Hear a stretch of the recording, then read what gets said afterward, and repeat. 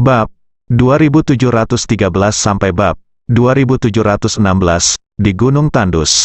Setelah Ye Chong membunuh Paus Jerman dan Austria, darah Huanglong di tubuhnya sekali lagi terasa lapar dan haus.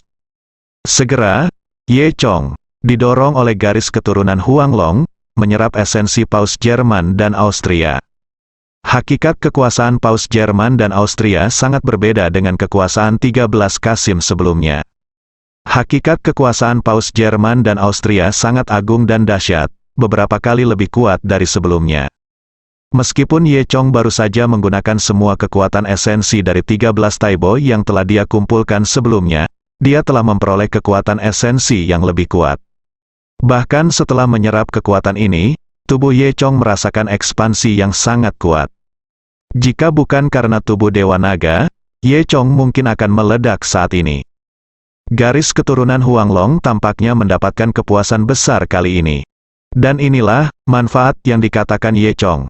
Dia tahu bahwa hanya dengan membunuh Paus Jerman dan Austria dia bisa mendapatkan manfaat terbesar. Jika Ye Chong tidak menghabiskan terlalu banyak energi fisik, dia bisa menggunakan kekuatan esensi ini secara langsung. Pada saat itu, Ye Chong bahkan dapat membunuh dua Paus Jerman dan Austria. Ye Chong memenggal kepala Paus Jerman dan Austria, dan seluruh dunia terkejut. Saat ini, di Kastil Tahta Suci Set, Timur, wajah Uskup Agung pucat. Ketika dia melihat kematian tragis Paus Jerman dan Austria, dia langsung berdiri ketakutan. Gadis dengan stoking sutra merah di belakangnya sangat ketakutan hingga kakinya melemah dan dia jatuh berlutut. Gadis sutra merah itu tidak mengerti mengapa Ye Chong begitu kuat. Tahukah Anda, Paus Jerman Austria ini adalah Paus Merah Tahta Suci Sein Timur. Di Tahta Suci Sein Timur, ia adalah eksistensi seperti dewa. Dalam ajaran Tahta Suci, Paus Merah adalah yang tertinggi, Yi Kuyue. Tapi sekarang seseorang telah membunuh dewa mereka. Gadis dengan stoking sutra merah tidak dapat mempercayainya, begitu pula Uskup Agung. Selain Tahta Suci Timur, orang yang paling terkejut mungkin adalah Jalan Hantu. Ini pertama kalinya Qi Dou melihat kekuatan sekuat itu. Awalnya, kebangkitan seseorang seperti Paus Jerman dan Austria sudah cukup membuat dunia terkejut. Dan kekuatan Ye Chong membuat Qi Dou merasa semakin terancam. Alasan utamanya adalah Qi Dou tidak tahu bagaimana Ye Chong menggunakan kekuatan sekuat itu. Segera, sekelompok analis dari Ghost Road mulai menganalisis. Namun, meski dengan berbagai data yang dikumpulkan melalui game neraka dan berbagai kesimpulan, masih mustahil untuk menganalisis trik apa yang digunakan Ye Chong.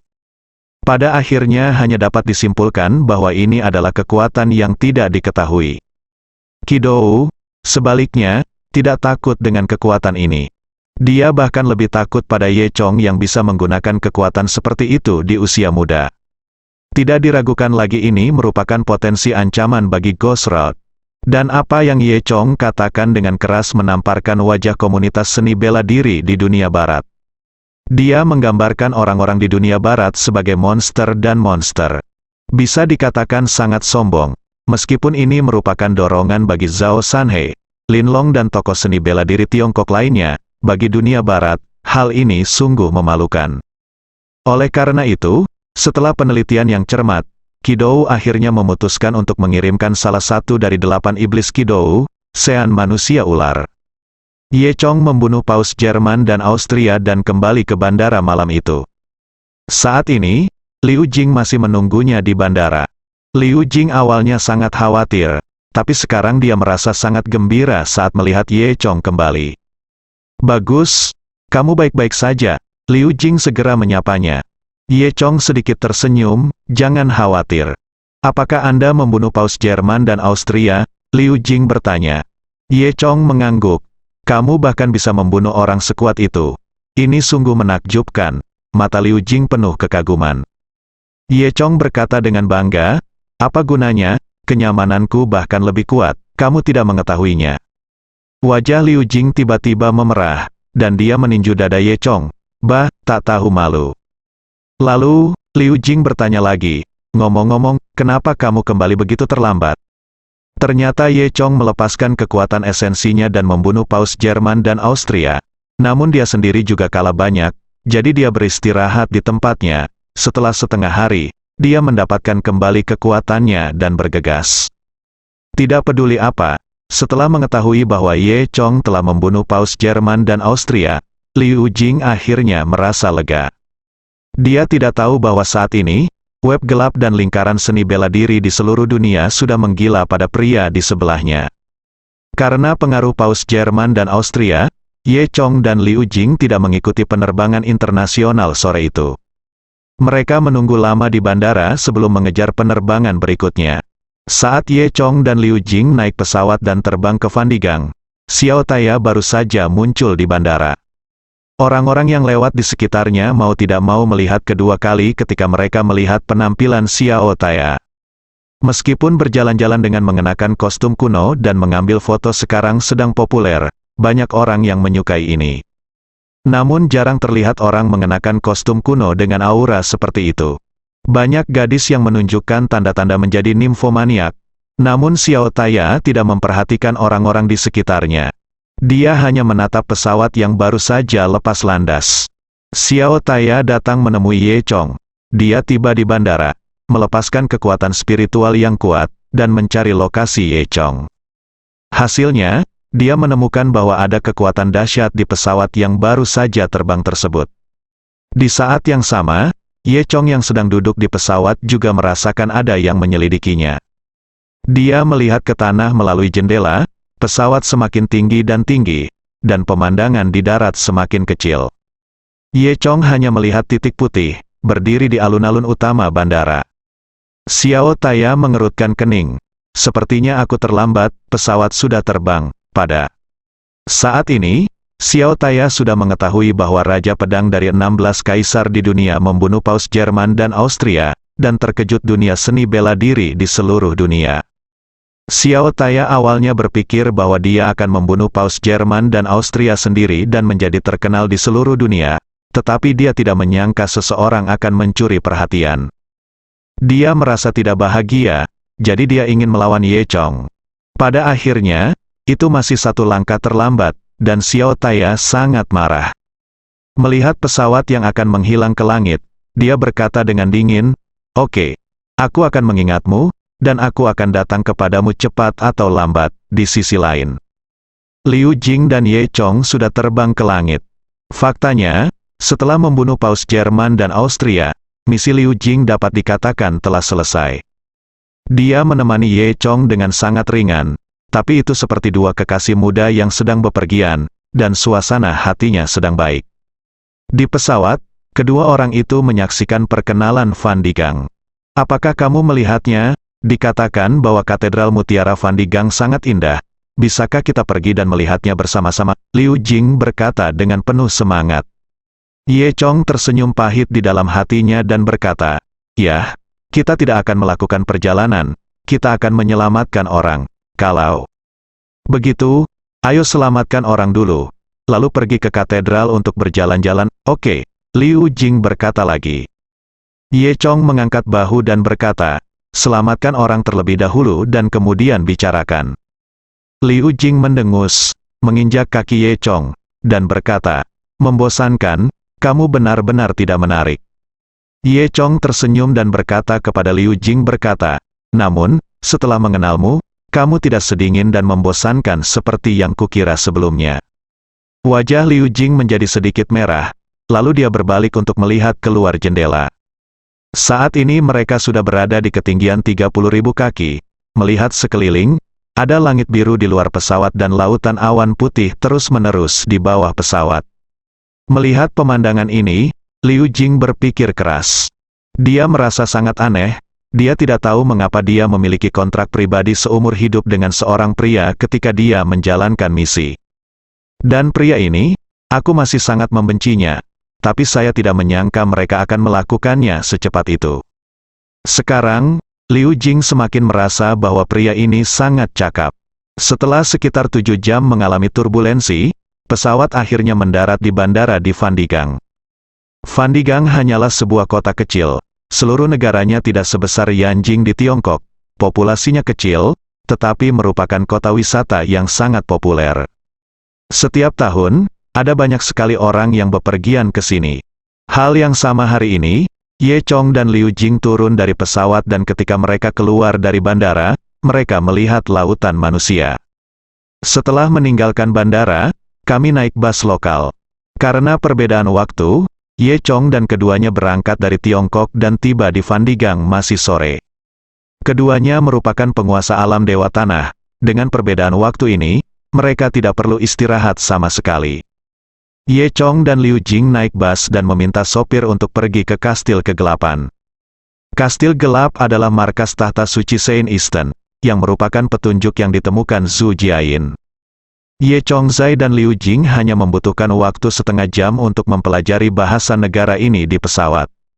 Ketika sopir taksi mendengar bahwa Ye Chong akan pergi ke Dark Solitary Castle, dia menggelengkan kepalanya. Dia merekomendasikan, dua pria dan wanita cantik. Mengapa Anda ingin pergi ke kastil gelap? Tidak ada yang menarik untuk dilihat di sana. Itu hanya kastil tua yang kumuh. Kami ingin datang dan melihat kastil. Orang-orang akan pergi ke Kastil William, Kastil Ceko, dan Kastil Alice. Itu adalah tempat wisata yang indah dan populer. Anda berada di tempat yang salah. Mengapa saya tidak membawa Anda ke Kastil William? Saya berjanji tidak akan melakukannya. Saya akan pergi ke mengecewakanmu. Pengemudi ini memiliki niat baik, karena kastil gelap yang akan dikunjungi Ye Chong dan yang lainnya bukanlah tempat yang menarik, tetapi sebuah kastil yang sangat bobrok di Gunung Tandus. Di mata penduduk setempat di Gang Fandi, itu hanyalah sebuah bangunan yang ditinggalkan. Beberapa kastil lain yang dibangun oleh Fandi Gang Hua, seperti Kastil William, merupakan tempat suci untuk check-in. Ye Chong menggelengkan kepalanya dan berkata, "Tidak, terima kasih. Kita akan pergi ke Kastil Kegelapan." Sopir itu bingung, Kastil Kegelapan telah ditinggalkan selama bertahun-tahun, apa yang bisa kita lakukan di sana? Mencari vampir, sopir itu menggelengkan kepalanya, berpikir bahwa Ye Chong dan Liu Jing adalah tipe orang bodoh yang tidak mau mendengarkan nasihat baiknya dan bersikeras untuk pergi ke Kastil Kegelapan. Namun pada akhirnya sang supir tidak berkata apa-apa, karena mereka telah membayar uang dan ingin berangkat. Maka mereka pun berangkat. Sopir itu berpikir, kemudian, dia mengemudi dan membawa mereka berdua ke kastil yang gelap. Jalanan Fandigang ramai dengan lalu lintas, karena tanahnya luas dan jarang penduduknya. Jalan di sini sangat lebar dan mobil dapat melaju dengan sangat cepat. Di kedua sisi jalan, Anda bisa melihat bangunan unik Fandi Steel berbentuk kubah merah setiap saat. Setiap beberapa kilometer akan ada sebuah gereja kecil. Di depan pintu gereja terdapat banyak orang percaya, dan arus orang yang datang dan pergi terus-menerus. Karena sebagian besar mobil yang keluar dari bandara menuju ke beberapa kastil kuno seperti William dan Chech, hanya mobil Ye Chong yang menuju ke kastil gelap, jadi tak lama kemudian tidak ada mobil di sepanjang jalan. Butuh waktu sekitar 1 jam hingga mobil melaju di sepanjang jalan pedesaan dan mencapai tujuannya. Oke, ini dia, sopir itu berkata. Naiklah gunung itu, kastil kegelapan ada di atas gunung.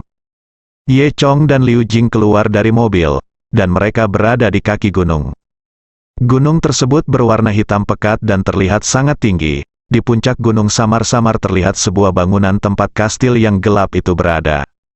Selamat bersenang-senang, setelah pengemudi mengucapkan beberapa patah kata, dia pergi. Apakah ini markas tahta suci timur? Liu Jing bertanya. Ye Chong mengangguk dan berkata, ayo naik. Faktanya, markas tahta suci timur terletak di sini, dan tentu saja tidak ingin diganggu oleh orang lain. Tempat ini terletak di tempat terpencil, dan hanya sedikit orang yang bisa datang. Faktanya, tahta suci Saint Easton masih menutupi sekitar kastil. Bagi orang awam, tempat ini hanyalah sebuah kastil yang ditinggalkan. Informasi ini diberitahukan kepada Ye Chong melalui saluran pertama. Kemudian, Ye Chong mengikuti Liu Jing dan mendaki gunung. Gunung ini tidak bisa diakses dan sangat curam, namun bagi mereka berdua seperti berjalan di tanah datar.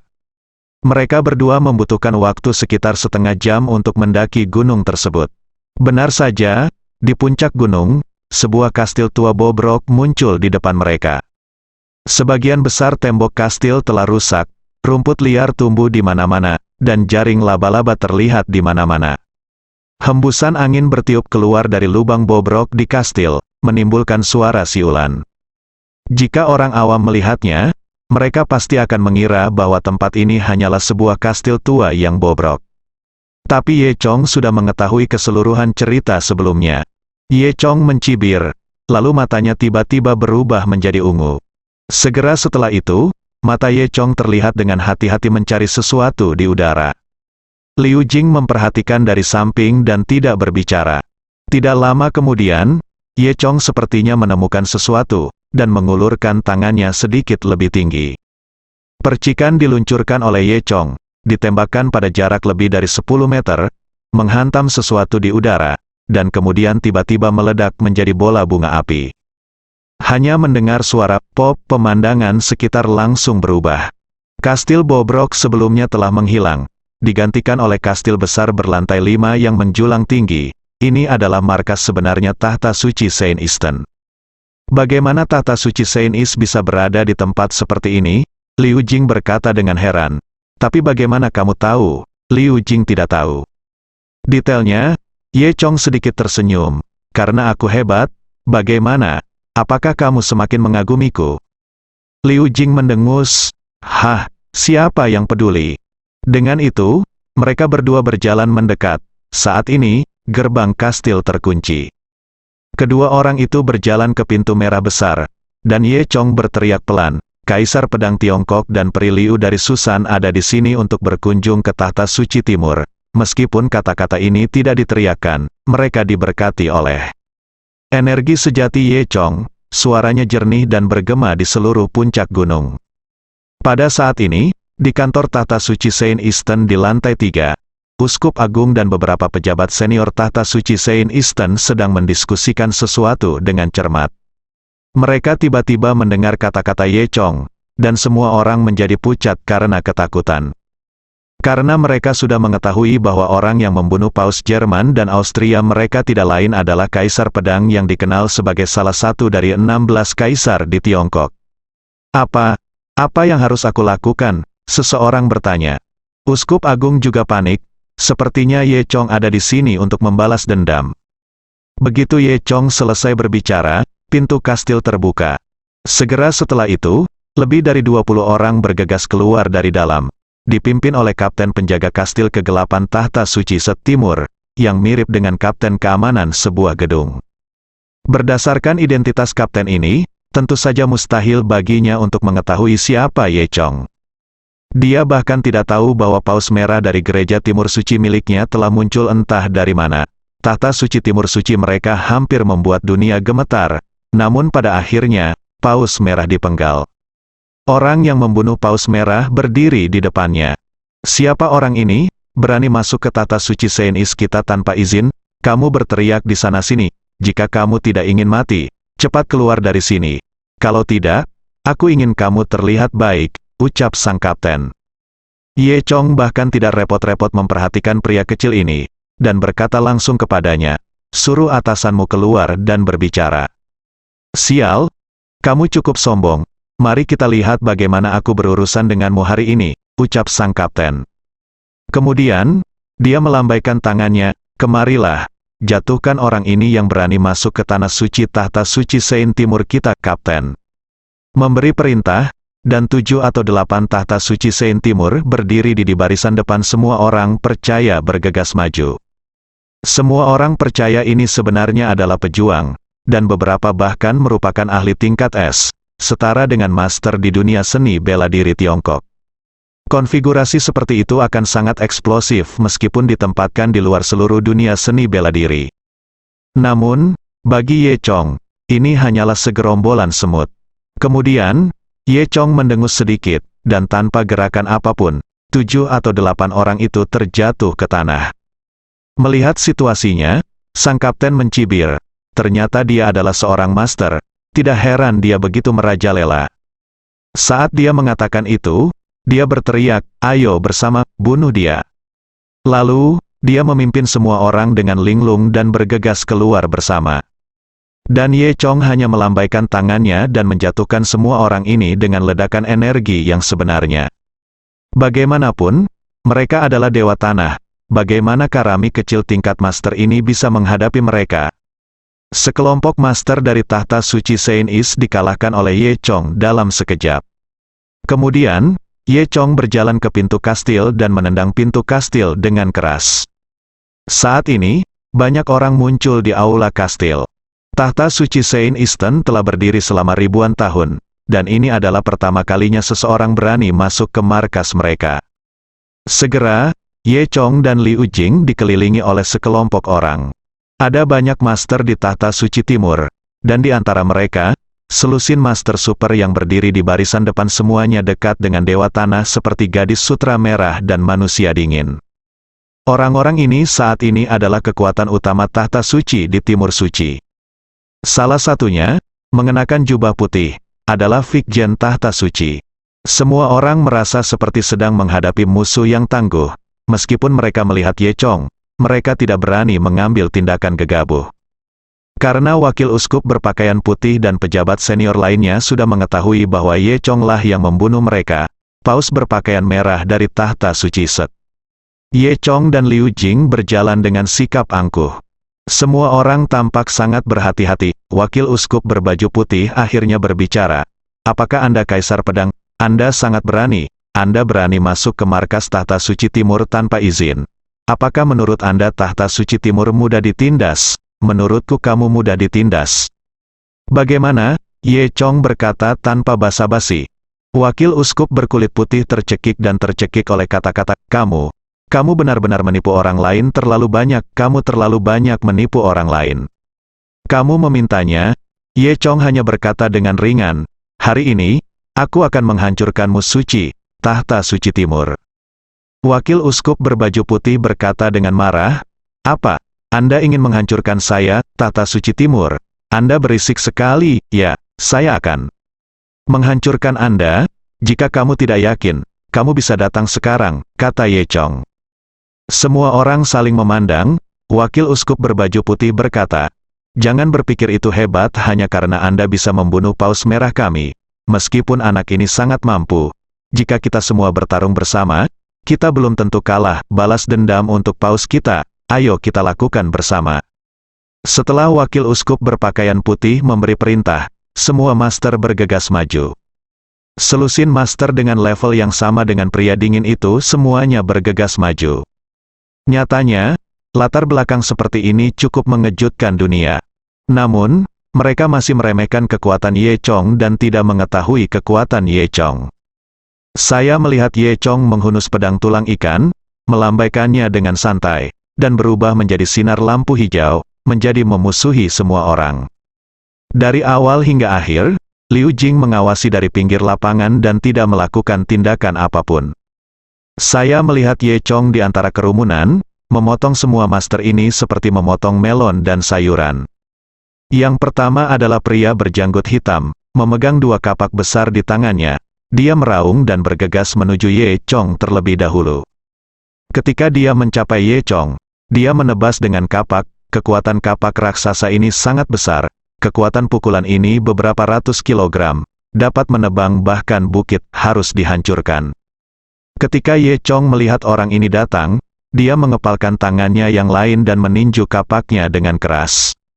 Kemudian, terdengar suara emas dan besi bertabrakan. Tubuh Dewa Naga sangat keras, dan dia meninju kapak langsung ke celahnya. Sebelum janggut hitam bisa bereaksi, Ye Chong langsung menendang lawannya dan menendangnya beberapa meter jauhnya. Beberapa murid gereja suci timur tidak sempat melarikan diri dan langsung dibunuh oleh Blackbeard. Pada saat yang sama, dua tuan dari tahta suci timur muncul. Salah satu dari mereka memegang pedang lebar dan yang lainnya memegang alu penakluk setan, menyerang Ye Chong dari kiri dan kanan. Ye Chong melambaikan tangan pedangnya, dan cahaya pedang berbentuk bulan sabit keluar. Keduanya tidak memiliki kekuatan untuk melawan. Dalam sekejap, senjata mereka dipotong menjadi dua bagian oleh cahaya pedang. Cahaya pedang tidak berhenti dan langsung memotong kedua orang itu menjadi dua bagian. Sebelum mereka berdua sempat bereaksi, mereka sudah mati. Awalnya, semua orang bergegas menuju Ye Chong pada saat yang sama, tetapi ternyata kekuatan mereka tidak setingkat dengan Ye Chong. Jadi orang-orang di belakang menjadi sedikit malu dan mundur satu demi satu. Namun, sudah terlambat untuk melarikan diri saat ini. Ye Chong menerobos kerumunan dan membunuh mereka semua satu demi satu tanpa ampun. Tiba-tiba, terdengar teriakan di aula gereja Set Timur. Ye Chong seperti seorang pembunuh dari neraka, membunuh semua orang percaya munafik ini tanpa ampun. Dalam waktu kurang dari setengah menit, hampir semua master di atas level S di Tahta Suci Timur terbunuh. Ini hampir setara dengan memusnahkan semua kekuatan utama terkuat Tahta Suci Sein Timur. Hanya beberapa orang percaya biasa yang tersisa, bersembunyi di belakang dan menggigil. Liu Jing melihat mayat-mayat di tanah dan terkejut. Dia biasanya memandang Ye Chong, tapi dia tidak tahu bahwa Ye Chong adalah orang yang tegas. Dan wakil uskup berbaju putih sangat ketakutan sehingga dia segera mundur. Saat itu, Uskup Agung Merah buru-buru muncul. "Tolong, Tuan Kaisar Pedang, tolong tunjukkan belas kasihan." Ye Chong berhenti dan menatap Uskup Agung Merah yang datang dengan hormat. Uskup Agung Merah juga memegang sebuah kotak di tangannya. Dia dengan hormat menghampiri Ye Chong. "Kaisar Pedang, mohon ampun," kata Uskup Agung dengan gemetar. Pada saat ini, wajah Uskup Agung Merah tampak sangat ketakutan. Dia memegang sebuah kotak di depan Ye Chong dan menyerahkannya ke depan. "Terimalah ini, Tuan Kaisar Pedang," kata Uskup Agung. Ye Chong membuka kotak itu dengan semburan energi. Di dalam kotak itu ada pedang ilahi Yin He milik Ye Chong. Pedang ilahi Yin He ini hilang oleh Ye Chong selama pertempuran dengan pria kejam di pulau itu. Kemudian dia dijemput oleh pria kejam itu dan dikirim ke tangan Tahta Suci Sein Timur. Tahta Suci Timur secara alami mengetahui bahwa ini adalah pedang dewa kuno dari Tiongkok, jadi mereka ingin menyimpannya di rumah harta karun. Namun, sebelum dia bisa memasukkannya ke dalam rumah harta karun, Ye Chong memanggil. Tapi Ye Chong saat ini bukan lagi Ye Chong pada masa itu, dia cukup kuat. Ketika dia sampai di depan pintu, bagaimana mungkin Uskup Agung Merah berani menyimpan pedang ini? Dia mengambil inisiatif untuk menyerahkan pedangnya dan memohon pada Ye Chong untuk nyawanya. Ye Chong berkata tanpa kata-kata sopan dan langsung mengambil kembali pedang ilahi Yin He. Pada saat ini, Uskup Agung memohon, "Tolong, Tuan Kaisar Pedang, tolong tunjukkan tangan mulia Anda dan ampuni Tahta Suci Timur saya." Ye Chong mendengus dingin. "Ketika Tahta Suci Timur berurusan dengan saya, apakah Anda pernah berpikir untuk menyelamatkan hidupmu?" Uskup Agung menelan ludahnya dan berkata, "Tuan Kaisar Pedang, Anda salah paham. Masalah sebelumnya semuanya diputuskan oleh Jax sendiri. Jax adalah orang yang dingin, bagaimanapun, dia sudah mati. Jadi Uskup Agung akan melakukannya selesaikan semua masalah. Semuanya tergantung pada Jax. Jax ini hanyalah salah satu pekerja sementara kami," kata Uskup Agung. Ye Chong geli, jika terjadi sesuatu, dia akan menjadi pekerja sementara. Sepertinya itu bukan hanya paten suatu tempat. Tapi Uskup Agung sangat takut pada Ye Chong. Bahkan Paus Merah dibunuh oleh Ye Chong. Apalagi yang bisa dikatakan. Pada saat ini, hampir semua kekuatan aktif di Tahta Suci Timur telah dimusnahkan oleh Ye Chong. Orang percaya yang tersisa, termasuk Uskup Agung dan Wakil Uskup, adalah orang-orang biasa yang tidak memiliki budidaya sama sekali dan tidak perlu ditakuti. Mereka tidak dapat membuat gelombang apapun. Memikirkan hal ini, Ye Chong berkata, "Saya bisa mengampuni Anda, sekarang izinkan saya mengajukan pertanyaan. Dikatakan bahwa Tahta Suci Sein Eastern memiliki rumah harta karun. Harta yang diperoleh Tahta Suci Sein Eastern di masa lalu akan ditempatkan di rumah harta karun ini, kan?" Uskup Agung mengangguk. "Ya, ada satu. Faktanya, Uskup Agung tidak punya waktu untuk pergi ke rumah harta karun baru-baru ini. Jika tidak, pedang ilahi Yin He akan juga berada di sana. Izinkan saya bertanya lagi. Apakah ada batu segitiga di rumah harta karun? Itu dibawa kembali dari perang antara dewa dan setan ratusan tahun yang lalu," Ye Chong bertanya. Uskup Agung berpikir lama, "Saya tidak tahu." Ye Chong mengangkat alisnya. "Apakah kamu tidak tahu?" Saya benar-benar tidak tahu," kata Uskup Agung dengan cepat. Mata Dewa Naga Ye Chong melihat bahwa Uskup Agung tidak berbohong.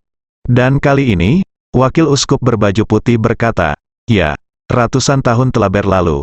Ada banyak harta karun langka dan aneh di rumah harta karun. Kami tidak tahu apa itu. Di mana rumah harta karun itu? Ye. Chong terlalu malas untuk menanyakan pertanyaan lain. Ya. Uskup Agung ragu-ragu. Pada saat ini, wakil uskup berbaju putih di sebelahnya mencondongkan tubuh ke telinga Uskup Agung dan berkata, "Uskup Agung, ini adalah tanah suci tahta suci kita. Anda tidak boleh memberitahu orang lain." Wakil uskup berbaju putih itu benar, tetapi mengatakan hal itu merupakan pelanggaran hukum. Ajaran tahta suci Saint Easton, dan jika Anda tidak angkat bicara, Anda bisa kehilangan nyawa. Tepat ketika Uskup Agung berbaju merah masih ragu-ragu, Ye Chong melirik wakil uskup berbaju putih. Meskipun suaranya sangat rendah sekarang dan dia ingin mencegah Ye Chong mendengarnya, indera Ye Chong sangat sensitif sehingga dia sudah mendengar apa yang baru saja dikatakan oleh wakil uskup. Ye Chong tersenyum dan berkata, "Oke, kamu pria yang tangguh. Karena kamu tidak ingin mengatakannya, pergi saja dan bunuh dia." Wajah wakil uskup berpakaian putih itu berubah menjadi hijau karena ketakutan. Dia segera berlutut di tanah dan ingin mengatakan sesuatu. Namun, Ye Chong tidak memberinya kesempatan ini. Saya melihat Ye Chong dengan santai menjentikkan tangannya, dan peluru Zeki ditembakkan, seperti pedang kecil, dan langsung menembus tubuh wakil uskup berpakaian putih. Diakon agung itu bahkan tidak sempat berteriak, dia jatuh ke tanah dengan bunyi gedebuk dan mati. Semua orang ketakutan saat melihat Ye Chong dengan santai membunuh wakil uskup mereka. Baru pada saat itulah Uskup Agung menyadari bahwa di mata Ye Chong, mereka hanyalah sekelompok semut, dan membunuh mereka sangatlah mudah. Pada saat ini, bagaimana mungkin Uskup Agung Merah berani ragu untuk menyelamatkan nyawanya? Dia dengan cepat berkata, "Hanya di gunung lain 20 mil sebelah timur kastil gelap kami. Ketika Anda sampai di sana, Anda akan melihat sebuah gua. Anda dapat mencapai rumah harta karun dengan memasukinya." Ketika Uskup Agung Merah berbicara, Ye Chong menggunakan mata Dewa Naga mengamati pihak lain dan memastikan bahwa apa yang dikatakan pihak lain tidak bohong. "Bagus sekali," Ye Chong berkata. "Atas kerjasama Anda, saya dapat mengampuni hidup Anda. Namun, setiap orang harus meninggalkan tahta suci Saint Easton dalam waktu 3 hari. Dan tahta suci Saint Easton akan dibubarkan. Kepala dan tidak berani berbicara. Setelah 3 hari, saat aku kembali ke sini, jika masih ada orang di tahta suci timur, aku akan membunuh mereka," kata Ye Chong lagi. Tahta suci timur telah ada selama ribuan tahun, tapi kali ini, tahta suci akan dimusnahkan dari dunia oleh Ye Chong. Meski enggan, beraninya semua orang tidak mendengarkan saat menghadapi pembunuh seperti Ye Chong. Uskup Agung hanya bisa menganggukkan kepalanya dengan sedih dan berkata, "Baiklah, semuanya akan dipatuhi oleh Tuan Kaisar Pedang." Banyak anggota tahta suci timur biasanya sangat setia kepada paus mereka. Tetapi saat ini, mereka juga tidak seorang pun berani berbicara, mereka semua menundukkan kepala. Ye Chong membalas dendam dengan menghancurkan tahta suci timur, dan kemudian pergi bersama Liu Jing. Hanya tahta suci yang berantakan. Di sisi lain, ada gletser besar, markas rahasia jalan hantu. Gerbang yang dilewati orang buta itu beberapa hari lalu masih mempertahankan tampilan aslinya. Namun, orang buta dan lainnya telah terbunuh. Saat ini, pintu terbuka lagi, dan mobil salju khusus masuk. Mobil salju diparkir di tempat parkir di dalam pangkalan. Kemudian, 4 pria berjas hitam keluar dari mobil. 4 pria mengangkat sebuah sedan dari kursi belakang mobil. Ada seseorang yang duduk di kursi sedan, seorang penyandang cacat. Inilah orang yang terlahir dengan penampilan yang aneh. Ia dilahirkan tanpa anggota tubuh, hanya belalai. Pria ini berwajah muram, mungkin berusia 50-an, dengan kerutan di seluruh wajahnya, dan matanya sedikit tertutup. Dia memiliki rambut yang sangat berantakan, menutupi mata kirinya. Dan terdapat bekas luka yang terlihat jelas di wajahnya, yang membuatnya terlihat sangat menakutkan. Meski pria ini terlihat aneh, keempat pria berjas hitam itu menunjukkan rasa hormat padanya. Setelah mereka mengangkat sedan, mereka masuk ke pangkalan, bersambung.